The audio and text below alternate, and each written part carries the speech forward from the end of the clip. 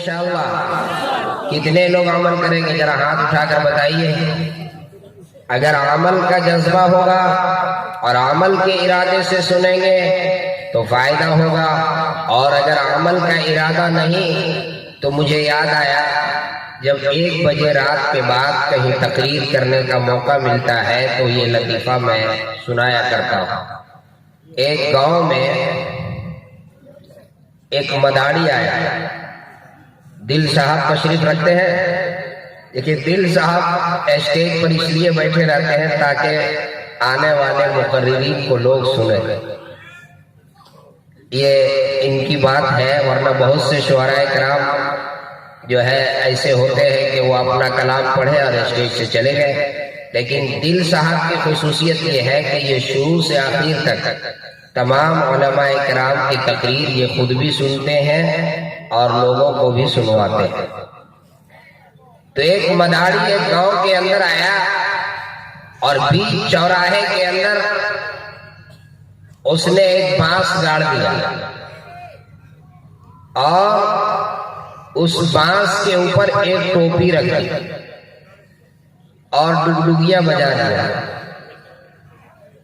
پورے گاؤں کے لوگ، علاقے کے لوگ جمع ہو گئے۔ اس کے بعد اس نے ایک اعلان کیا کہ دوستو، یہ جو ٹوپی ہے اس ٹوپی کے اندر بہت کمال ہے، اس ٹوپی کے اندر بڑی خصوصیات ہے۔ اس ٹوپی کا یہ کمال ہے کہ جو اس ٹوپی کو پہنے گا اسے یہیں سے بیٹھے بیٹھے مکہ اور مدینہ کی زیارت ہو جائے گی۔ بڑی حیرت ہوئی لوگوں کو کہ یہ کون سی ایسی ٹوپی ہے کہ پہنے یہاں پر بیگو سرائے میں اور یہیں سے مکہ نظر آ جائے، مدینہ نظر آ جائے۔ یہ خبر اس وقت کے امیر شہر بادشاہ جو اس علاقے کا، اس خطے کا، اس ملک کا تھا، اس تک یہ خبر پہنچ گئی۔ تو بادشاہ نے اپنے وزیر کو بھیجا کہ جاؤ، جا کر کے دیکھو وہ مداڑی، وہ کھیت دکھانے والا، وہ صحیح کہہ رہا ہے یا غلط کہہ رہا ہے۔ وزیر حاضر ہوا، کہا کہ ٹھیک ہے، اگر ایسی بات ہے تو میں اس ٹوپی کو پہن کر دیکھنا چاہتا ہوں کہ تمہاری بات درست ہے یا غلط ہے۔ وہ بادشاہ کا معتمد وزیر ٹوپی اپنے سر پہ پہننا ہی چاہتا تھا۔ اس سے پہلے مداڑی نے کہا کہ سنیے، اس ٹوپی کی یہ خوبی ہے، اس ٹوپی کی یہ خصوصیت ہے، اس کے اندر یہ کمال ہے کہ جو اس کو پہنے گا اسے یہیں سے بیٹھے بیٹھے مکہ اور مدینہ نظر آ جائے گا، لیکن ایک شرط ہے، ایک شرط ہے۔ کہا کیا شرط ہے؟ شرط یہ ہے کہ ٹوپی پہننے والا صحیح النسل ہو، وہ حرامی نہ ہو۔ کہا کہ آپ پہنو۔ اب اس شرط کے بعد وزیر نے ٹوپی اپنے سر کے اوپر۔ اب مداڑی پوچھتا ہے کہ بتاؤ کیا حال ہے؟ مکہ نظر آ رہا ہے، مدینہ منورہ کی زیارت ہو رہی ہے۔ اب یہ بیچارہ پہلی بار ایسے مسئلے میں پھنسا، اب اس کو کچھ سمجھ میں نہیں آ رہا ہے کہ کیا کرے۔ اگر یوں کہوں کہ نظر نہیں آ رہا ہے تو اس کا مطلب یہ ہے کہ یہ صحیح النسل نہیں ہے۔ مرتا کیا نہ کرتا، بیچارہ مجبوراً کہا کہ ہاں ہاں بالکل صاف نظر آ رہا ہے، دیکھو مکہ اور مدینہ بھی نظر آ رہا ہے کہ ہاں وہ کلیئر نظر آ رہا ہے، ادھر نظر آ رہا ہے، بالکل صاف صاف۔ کہا ٹھیک ہے۔ اس کے بعد بادشاہ نے مناسب یہ سمجھا کہ اپنا خاص جو وزیر تھا، جو سب سے معتمد، اس کو بھیجے اور اس سے کہا کہ ذرا تم جا کر کے تم دیکھو آج ٹوپی پہن کر کے۔ تو جو سب سے بادشاہ کا معتمد خاص وزیر تھا وہ آیا، اس نے ٹوپی پہنی، تو مداڑی نے اس سے بھی یہی سوال کیا کہ بتائیے عالی جناب کیا حال ہے، کیا مکہ نظر آ رہا ہے؟ اب بیچارہ وہ بھی الجھن میں پھنس گیا، سوچنے لگا اگر میں یہ کہوں کہ نظر نہیں آ رہا ہے تو ابھی مجھ سے پہلے میرے ایک دوسرے وزیر کو نظر آیا نا، اس کا مطلب یہ ہے کہ میں ہی حرامی ہوں، میں ہی صحیح النسل نہیں ہوں۔ کہا کہ ہاں اس کو تو ذرا کچھ دھندلا نظر آیا، اس سے کلیئر مجھ کو نظر آ رہا ہے، بالکل صاف صاف نظر آ رہا ہے، یہ مکہ ہے اور بالکل سامنے اس طرف مدینہ۔ بادشاہ کو بڑی حیرت ہوئی، بادشاہ نے انعام کا اعلان کر دیا اس مداڑی کے لیے، اور بادشاہ انعام سے مداڑی کو نوازنا چاہتا تھا۔ مداڑی بہت چالاک تھا، اس نے کہا کہ بادشاہ سلامت عالی جا، میں اس وقت تک انعام نہیں لوں گا جب تک کہ آپ خود تجربہ کر کے نہ دیکھ لیں، آپ خود ٹوپی پہن کر نہ دیکھ لیں، کسی دوسرے کے کہنے سے نہیں، آپ ٹوپی پہن کر کے دیکھ لیں، اس کے بعد آپ انعام کا اعلان کریں۔ بادشاہ نے سوچا کوئی حرج نہیں ہے، کوئی بات نہیں ہے۔ اب نمبر بادشاہ سلامت کا، اور ٹوپی جو ہے بادشاہ کے سر کے اوپر رکھی گئی۔ بادشاہ سے بھی مداڑی نے بڑی جرأت کے ساتھ وہی سوال کیا جو وزیر سے کیا تھا، عالی جا بادشاہ سلامت بتائیے کیا حال ہے، کیا مکہ مکرمہ نظر آ رہا ہے؟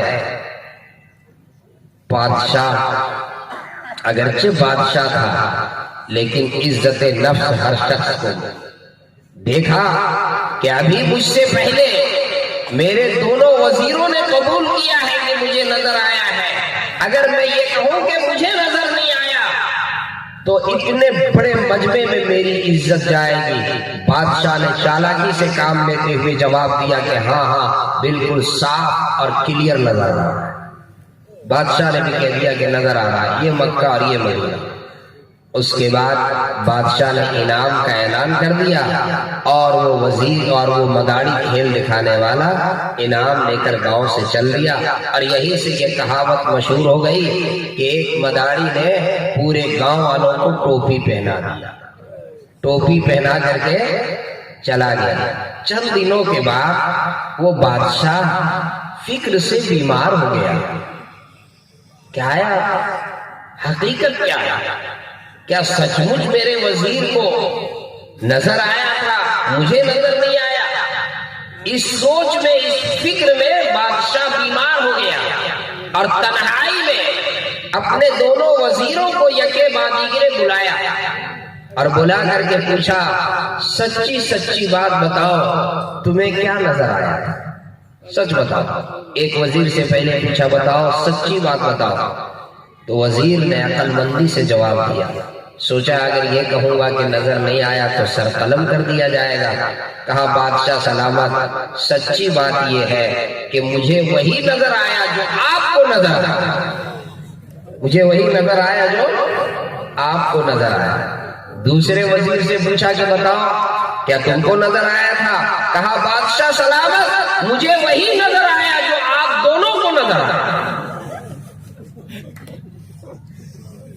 ماشاءاللہ ایک بج گئے، ابھی دستار بندی نہیں ہوئی، حفاظ کرام اسٹیج پہ تشریف فرما ہے، علماء اسٹیج پہ تشریف فرما ہے، صدر محترم اسٹیج پہ جلوہ افروز ہے، آپ حضرات کی نگاہیں چمک رہی ہیں، کوئی ایک شخص بھی ایسا نظر نہیں آ رہا ہے جو سو رہا ہو، یہ بڑی اچھی بات ہے، بالکل سب بیدار ہے۔ آج کا یہ جلسہ جلسہ دستار بندی کے عنوان سے آج کے اس جلسے کا انعقاد ہوا ہے۔ یہ حفاظ کرام ہیں جن کے سروں کے اوپر ابھی دستار حفظ باندھی جائیں گی۔ یہ دنیا کا جو نظام چل رہا ہے، توجہ سے سنیے، استاد اور شاگرد ہر شعبے میں، ہر محکمے میں استاد اور شاگرد کے ذریعے سے دنیا کا نظام چل رہا ہے۔ کسی بھی شعبے میں جائیے، بغیر استاد کے شاگرد نہیں اور بغیر شاگردیت کے استاد نہیں۔ کسی بھی محکمے میں جائیے، کسی بھی شعبے میں جائیے، آپ گاڑی چلاتے ہیں، ڈرائیونگ کر رہے ہیں تو ایک سکھانے والا ہوتا ہے، ایک سیکھنے والا ہوتا ہے۔ آپ معمار ہیں، ایک سکھانے والا ہوتا ہے، ایک سیکھنے والا ہوتا ہے۔ کسی بھی شعبے میں ہر ایک میں استاد اور شاگرد ہوتا ہے۔ لیکن جو بات میں آپ کو بتانا چاہتا ہوں بڑے آسان لہجے میں، آسان انداز میں، ہر محکمے میں، ہر شعبے میں ایک استاد اور ایک شاگرد ہے۔ سوال یہ پیدا ہوتا ہے کہ اس میں سب سے بہتر استاد کون ہے اور سب سے بہتر شاگرد کون ہے؟ حدیث میں پیارے آقا صلی اللہ علیہ وسلم ارشاد فرماتے ہیں، خیرکم من تعلم القرآن وعلمہ، تم میں سب سے بہتر استاد وہ ہے جو قرآن پڑھائے، اور سب سے بہتر شاگرد وہ ہے جو قرآن سیکھے۔ دنیا کے سارے شعبوں میں سب سے بہتر استاد قرآن پڑھانے والا اور سب سے بہتر شاگرد یہ قرآن پڑھنے والے۔ ان کا کیا مقام ہے، ان کا کیا مرتبہ ہے؟ حدیث کی روشنی میں ایک طالب علم جب اپنے گھر سے علم دین حاصل کرنے کے لیے نکلتا ہے، کیا مقام ہے، کیا مرتبہ ہے؟ اگر آپ کے اس گاؤں کے اندر اس ملک کا وزیر اعظم آ جائے، آپ کے صوبے کا وزیر اعلیٰ آ جائے اور اس سے محبت کرنے والا کوئی آدمی اس کے سامنے اپنا ہاتھ رکھ دے اور یہ کہے کہ سر آپ اپنا جوتا، اپنا پاؤں آپ زمین کے اوپر نہ رکھیں بلکہ میرے ہاتھ کے اوپر رکھیں، اس وزیر اعلیٰ کی عظمت کے کیا کہنے، اس وزیر اعظم کی عظمت کے کیا کہنے جس کے سامنے ان کے رعایا ہاتھ رکھ دے اور یہ کہے کہ اس کے اوپر جوتا رکھ کر کے چلیے۔ آج تک کے کوئی ایسا وزیر اعظم نہیں آیا، کوئی ایسا وزیر اعلیٰ نہیں آیا جس کے اعزاز میں کوئی اپنا ہاتھ نیچے رکھ دے۔ لیکن ایک طالب علم، ایک دین حاصل کرنے والا، ایک قرآن پڑھنے والا بچہ جب گھر سے نکلتا ہے دین کے علم حاصل کرنے کے لیے تو اللہ کے نورانی فرشتے ان کے پاؤں کے نیچے اپنا پر بچھا دیتے ہیں۔ یہ مقام ہے ان طلباء کا، یہ مقام ہے ان علم حاصل کرنے والے حفاظ کرام کا، یہ مقام ہے دینی علم حاصل کرنے والے اور مدرسے میں حاصل پڑھنے والے ان عزیزوں کا یہ مقام ہے۔ میرے بھائیوں، قرآن کریم پڑھنے والے اور قرآن کریم پڑھانے والے کا کیا مقام ہے دنیا میں، یہ مقام۔ اور میدان محشر میں اللہ رب العزت کے دربار میں قرآن کریم پڑھنے والا، قرآن کریم پڑھانے والا، قرآن کریم سے تعلق رکھنے والا، قرآن کریم کو اپنے سینے میں محفوظ کرنے والا، قرآن کریم کی تلاوت کرنے والا، قرآن کی تلاوت سے اپنے گھروں کو معمور کرنے والا، قرآن کی تلاوت سے اپنے گھر کو آباد کرنے والا، قرآن سے محبت کرنے والا، اس کا کیا مقام ہوگا؟ حدیث کی روشنی میں پیارے آقا جناب محمد رسول اللہ صلی اللہ علیہ وسلم کا ارشاد گرامی ہے کہ کل قیامت کے دن میدان محشر میں قرآن کریم اللہ رب العزت کے دربار میں، اللہ کے دربار میں قرآن کریم سفارش کرے گا۔ توجہ سے سنیے، اللہ کے دربار میں، اللہ کے سامنے پروردگار عالم سے قرآن کریم سفارش کرے گا۔ کن کے لیے سفارش کرے گا؟ قرآن پڑھنے والوں کے لیے، قرآن کریم کو اپنے سینے میں محفوظ کرنے والوں کے لیے، حاملین قرآن کے لیے قرآن اللہ کے دربار میں سفارش کرے گا۔ اے اللہ، آپ ان کے سر پہ تاج کرامت عطا فرما دیجیے۔ ابھی تھوڑی دیر کے بعد دارالعلوم زکریا کے ان حفاظ کرام کے سروں کے اوپر ایک خاص قسم کی پگڑی دی جائے گی، ایک خاص قسم کا اعزازی لباس انہیں دیا جائے گا۔ کل قیامت کے دن میدان محشر میں اللہ رب العزت کے دربار میں یہ اللہ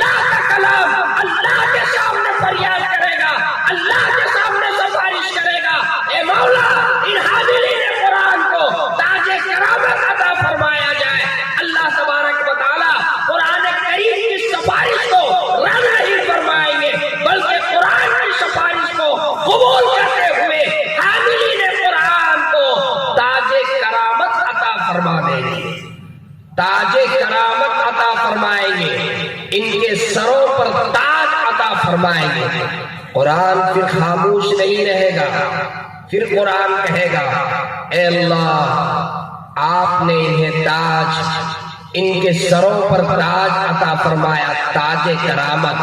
اے مولا آپ انہیں ایک خاص قسم کی ایک اعزازی پوشاک بھی عطا فرما دیجئے، ایک اعزازی لباس بھی عطا فرما دیجئے، ایک اعزازی پوشاک عطا فرما دیجئے۔ اللہ رب العزت قرآن کریم کی سفارش کو رد نہیں فرمائیں گے، اللہ قرآن کریم کی سفارش کو قبول فرما کر کے اور حاملین قرآن کو اللہ تبارک و تعالیٰ ایک خصوصی اعزازی لباس عطا فرمائیں گے۔ اے بیگوسرائے کے میرے مسلمان بھائیوں، اس اعزازی لباس کا عالم کیا ہوگا، اس پوشاک کا عالم کیا ہوگا جس کا تصور بھی ہمارے دماغ میں نہیں آ سکتا۔ اللہ رب العزت کی طرف سے حاملین قرآن کو اللہ تبارک و تعالیٰ ایک خصوصی اعزازی پوشاک عطا فرمائیں گے، لباس بھی عطا فرما دیں گے۔ اس کے بعد بھی قرآن خاموش نہیں رہے گا، پھر قرآن کریم اللہ رب العزت سے کہے گا اے اللہ آپ نے تاج کرامت بھی عطا فرما دیا، آپ نے خصوصی لباس بھی، خصوصی پوشاک، اعزازی پوشاک بھی عطا فرما دیا۔ اے مولا آپ ان حاملین قرآن کو اے اللہ اپنی رضا عطا فرما دیجیے۔ کل قیامت کے دن علماء سے پوچھئے اس سے بڑی کوئی اور نعمت اور اس سے بڑا کوئی اعزاز نہیں ہو سکتا کہ اللہ رب العزت اسے اپنی رضا کا پروانہ عطا فرما دے۔ اللہ تبارک و تعالی قرآن کریم کی سفارش کو قبول کرتے ہوئے حاملین قرآن کو اللہ اپنی رضا مندی کا پروانہ عطا فرما دیں گے، اور پھر اللہ کی طرف سے ان حفاظ کرام کے لیے اعلان ہوگا اقرا پر پڑھتا جا اور چلتا جا ورتل القرآن ترتیلا، اور سنو ترتیل کے ساتھ جیسے تو دنیا میں پڑھتا تھا ٹھہر کر کے اسی طریقے سے جو ہے اسے پڑھتا جا اور چلتا جا۔ یہ حاملین قرآن، یہ حافظ قرآن کا مقام ہوگا۔ میرے دوستو حافظ قرآن کا کیا مقام ہے، قرآن پڑھنے والے کا کیا مقام، جو قرآن سے اپنا تعلق جوڑ لیتا ہے، قرآن سے اپنی نسبت جوڑ لیتا ہے، اللہ کی نگاہ میں اس کا کیا مقام ہے۔ پیارے آقا جناب محمد رسول اللہ صلی اللہ علیہ وسلم ایک موقع پر ارشاد فرماتے ہیں خذوا القرآن من اربعۃ، اللہ کے حبیب فرما رہے ہیں کہ قرآن 4 شخص سے سیکھو۔ صحابہ کرام رضوان اللہ تعالی علیہم اجمعین سے آقا فرما رہے ہیں قرآن کریم 4 شخص سے سیکھو، عبداللہ بن مسعود، سالم مولا ابی حذیفہ، ابی ابن کعب، معاذ ابن جبل۔ ان 4 شخصوں سے قرآن کریم کو سیکھو۔ میرے دوستو سالم یہ کون تھے؟ یہ ایک غلام، توجہ سے سنیے، ایک غلام جو بازار میں کھڑا ہے، کالا کلوٹا ہے، رنگ کا بالکل کالا اور ہونٹ بالکل خشک ہے۔ ایک عورت کا گزر ہو رہا ہے، اس کالے کلوٹے کو دیکھ کر کے ترس آتا ہے، ان سے پوچھتی ہے کہ یہ بتاؤ تم کون ہو؟ کہا میں ایک غلام ہوں، میرے مالک نے مجھے یہاں 3 دن سے کھڑا کیا ہے، کھانا نہیں 3 دن سے ملا، پانی 3 دن سے نہیں ملا، بھوکا پیاسا کھڑا ہو، کوئی خریدار نہیں، کوئی دینے والا نہیں۔ اس عورت کو اس کے اوپر ترس آ گیا، انہوں نے اس کو خرید لی، اور پھر اس کے بعد ان کا نکاح ہو جاتا ہے حضرت ابو حذیفہ رضی اللہ تعالیٰ عنہ سے۔ نکاح کے بعد حضرت ابو حذیفہ رضی اللہ تعالیٰ عنہ ایمان میں داخل ہوتے ہیں، وہ بھی ایمان میں داخل، اور وہ غلام بھی ایمان کے اندر داخل ہو جاتا ہے۔ ایمان میں داخل ہونے کے بعد وہ ان کو سالم کو اپنا غلام کے بیٹا بنا لیتے ہیں۔ قرآن کی آیت نازل ہوتی ہے ادعوہم لآبائہم، اب انہیں تم اپنا بیٹا کہہ کر کے نہیں پکار سکتے غلام کو، چنانچہ اس کے بعد وہ اعلان کر دیتے کہ اب بیٹا نہیں، اب تو پوری زندگی میرا بھائی ہے۔ ایک موقع پر پیارے آقا صلی اللہ علیہ وسلم سالم سے کہتے ہیں کہ قرآن تم پڑھ کر کے سناؤ۔ جب سالم پیارے آقا صلی اللہ علیہ وسلم کے پاس قرآن پڑھ کر کے سناتے ہیں تو پیارے آقا صلی اللہ علیہ وسلم فرماتے ہیں اللہ تیرا شکر ہے کہ تو نے میری امت میں ایسے شخص کو پیدا کیا جو اتنا اچھا قرآن پڑھتا ہے، قرآن کے ایسے قاری کو تم نے میری امت میں بنایا۔ ایک غلام کالا کروٹا سڑا ہوا جن کے چہرے سے اور جن کے ہونٹوں سے کالے کلوٹے ہونے کی وجہ سے، بھوکا پیاسا ہونے کی وجہ سے بدبو آ رہی تھی، جب وہ قرآن کو سیکھتا ہے اور قرآن کو اپنے سینے سے لگاتا ہے اور قرآن سے اپنی نسبت کو جوڑتا ہے، اس کا یہ مقام ہوتا ہے کہ پیارے آقا صلی اللہ علیہ وسلم اللہ کا شکر ادا کرتے ہیں اور اللہ کا شکر ادا کرتے ہوئے اور فرماتے ہیں اے اللہ تیرا شکر ہے، اے اللہ تیرا شکر ہے کہ تو نے میری امت میں ایسا شخص کو، تو نے میری امت میں ایسے شخص کو بنایا، ایسا قرآن پڑھنے والا تو نے میری امت میں دیا۔ میرے دوستو، قرآن کریم سے محبت کرنے والے، قرآن سے رشتے کو مستحکم کرنے والے وہ لوگ خوش نصیب ہیں جن کے بچوں نے قرآن کریم کو حفظ کیا، وہ خوش نصیب لوگ ہیں جن کے بچوں نے قرآن کریم کو اپنے سینے میں محفوظ کیا۔ اور میں محتمیم صاحب سے کہوں گا، دارالعلوم زکریا کے محتمیم اور یہاں کے اساتذہ اور یہاں کے جتنے ذمہ داران ہیں، میں سب کو مبارکباد پیش کروں گا۔ یہ دیکھیے میرے سامنے